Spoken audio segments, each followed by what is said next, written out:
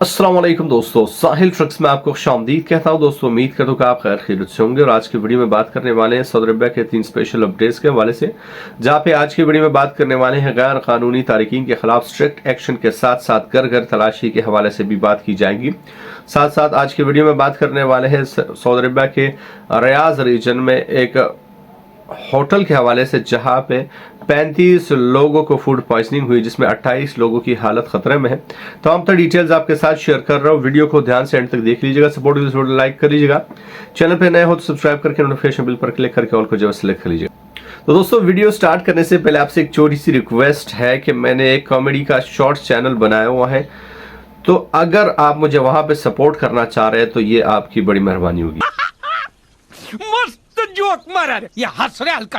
एक shorts video का मैं आपको जो है वो इस डिस्क्रिप्शन में लिंक दे दूंगा और कमेंट सेक्शन में भी लिंक दे दूंगा। अगर आपको पसंद आता है तो सब्सक्राइब करके जो है वो दोस्तों के साथ लाजमी से शेयर कर लीजिए।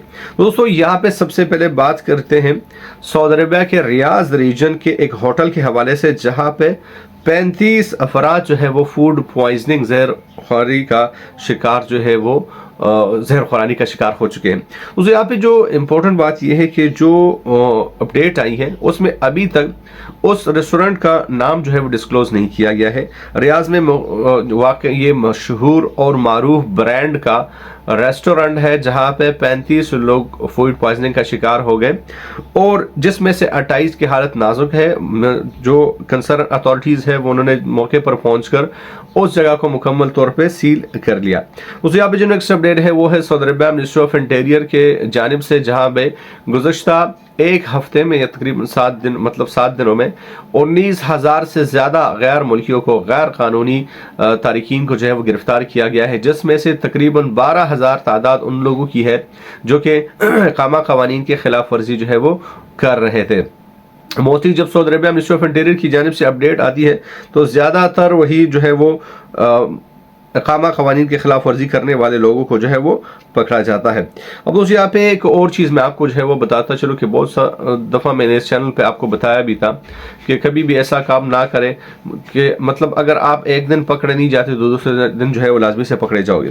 दोस्तों ऐसा ही वाकया आया है, जद्दा म्यूनसिपैलिटी ने एक घर पर छापा मारा है और जिसमें गैर मुल्कियों ने सिलाई का जो है वो गैर कानूनी तौर पर कारखाना बना रखा था। ये वाकया है जद्दा का, जहाँ पे शर्फिया मोहल्ले में वाक़े एक रिहायशी जो है वो मकान था जिसको एक कारखाना बना के रखा था गैर मुल्कियों ने, और यहाँ पे गैर कानूनी तौर से अपना काम जो है वो चला रहे थे। बहरहाल तमाम तर औजार को जो है वो जब्त किया गया है, गैर मुल्कियों को गिरफ्तार किया गया है और इससे मजीद तफ्तीश जारी है, क्योंकि अब यहाँ पे अगर बाकी लोग इन्वॉल्व है तो उनको भी गिरफ्तार करके जो है वो कंसर्न अथॉरिटीज को जो है वो सुपुर्द किया जाएगा। तो दोस्तों अगर आपने साहिल स्टूडियो चैनल को सब्सक्राइब नहीं किया तो सब्सक्राइब कर लीजिए। वो भी वीडियो को देखने के बाद आप फैसला कर लीजिए कि सब्सक्राइब करना है या नहीं। तो मैं मिलता हूं आपसे एक नए वीडियो के साथ, तब तक लिए दीजिए इजाजत। अल्लाह हाफिज।